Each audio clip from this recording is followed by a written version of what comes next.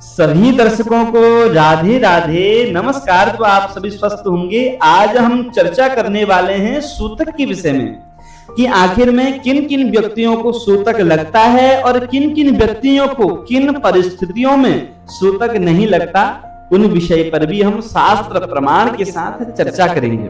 और ब्राह्मण, क्षत्रिय, वैश्य, शूद्र किनको कितने कितने दिन का सूतक होता है, शास्त्र प्रमाण के साथ इस पर भी हम चर्चा करेंगे। यदि घर में कोई मृत्यु को प्राप्त हो गया हो और उसी बीच में यदि कोई शिशु का जन्म हो गया हो तो क्या उस भी सूतक होगा या नहीं होगा, तो क्या इसमें शास्त्र की आज्ञा है, क्या प्रमाण देते हैं, तो उस विषय पर भी हम चर्चा करेंगे। यज्ञ करते करते, दान करते करते घर में कोई इस प्रकार यज्ञ हो रहा है, उस मध्य में यदि सूतक लग जाए तो क्या सूतक होगा या नहीं, उसमें शास्त्रों की क्या आज्ञा है, शास्त्र क्या आज्ञा देते हैं, उस पर हम चर्चा करेंगे। यदि घर में शादी ब्याह हो रहा हो, विवाह हो रहा हो, तो उस मध्य में यदि सूतक लग जाए तो क्या विवाह करना चाहिए या नहीं करना चाहिए, क्या सूतक लगेगा या नहीं लगेगा, इसमें शास्त्र क्या आज्ञा देते हैं, उस पर हम चर्चा करेंगे। देखिए, जितनी भी बातें हैं इनको मैं अपने मन से नहीं कहूंगा या किसी की सुनी हुई बातें नहीं कहूंगा। वास्तव में शास्त्र क्या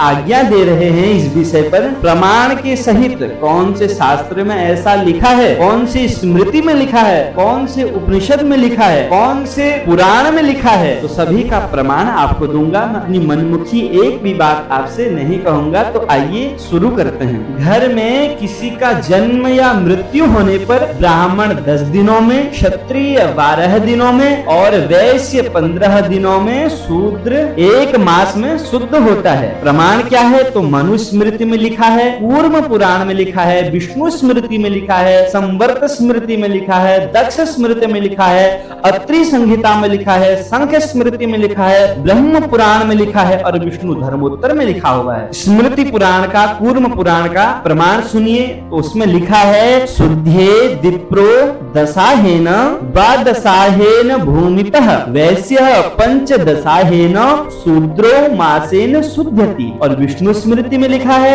ब्राह्मणस्य सपिंडानां जनन मरणयोर दशाहम शौचम द्वादशाहम राजन्यस्य पंचदशाहम वैश्यस्य मासम शूद्रस्य। इसी प्रकार से दक्ष स्मृति में, अत्रि संहिता में, ब्रह्म पुराण में इस विषय पर लिखा हुआ है। अब मान लीजिए एक सूतक में दूसरा सूतक उपस्थित हो जाए तो दूसरे सूतक में दोष लगता है, तो इसमें शास्त्र क्या आज्ञा देते हैं, तो शास्त्रों ने कहा पहले सूतक के साथ ही दूसरे सूतक की भी शुद्धि हो जाती है। यदि मरना शौच के भीतर जनना शौच अथवा जनना शौच के भीतर मरना शौच हो जाए तो मरना शौच के साथ ही दोनों शौच की शुद्धि हो जाती है। इसका प्रमाण है विष्णु स्मृति में, जनना शौच मध्य यद्य परम जनना शौचम स्याद तदा पूर्वा शौच व्यपगमे शुद्धि ही।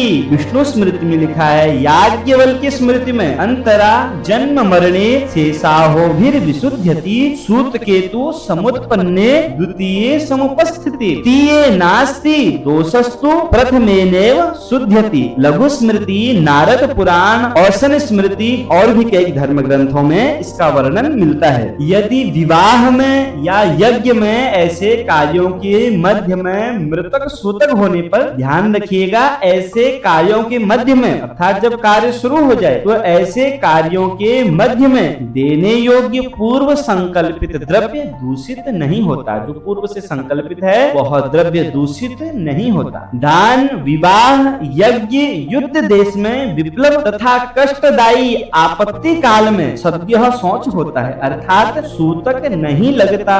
प्रमाण है गरुड़ पुराण में, याज्ञवल्क्य स्मृति में, दक्ष पुराण में। तो याज्ञवल्क्य स्मृति में लिखा है, दाने विवाहे यज्ञे च संग्रामे देश विप्लवे आपद्यपि च कष्टायाम सद्यः शौचम विधीयते। गरुड़ पुराण, आपद्यपि हतानांच सद्यः शौचम विधीयते। और भी कई स्थानों पर इस चीज का प्रमाण है। आत्महत्या करने वाले का सूतक मरना शौच नहीं लगता। याज्ञवल्क्य स्मृति में लिखा है, विष्णु पुराण में लिखा है, गरुड़ पुराण में लिखा है। याज्ञवल्क्य स्मृति आत्मत्यागिन्यो ना शौचोदक भाजनाः। विष्णु स्मृति आत्मत्यागिनः पतिताश्च ना शौचोदक भाजः। गरुड़ पुराण सुरापाः स्वात्मघातिन्यो न शौचोदक भाजनाः। और भी औसन स्मृति में, कूर्म पुराण में, शंख स्मृति में प्रमाण दिए गए हैं। अब सुनिए किन किन को सदा सूतक लगा रहता है। जो मनुष्य सदा रोगी, कृपण, ऋणग्रस्त, क्रियाहीन, व्यसन में आसक्त चित्त वाले, पराधीन, स्वाध्याय व्रत से हीन तथा श्रद्धा त्याग से रहित हैं, उन्हें सदा सूतक लगा रहता है। आधितस्य कदर्यस्य ऋणग्रस्तस्य सर्वदा क्रियाहीनस्य मूर्खस्य त्रिजितस्य विशेषतः।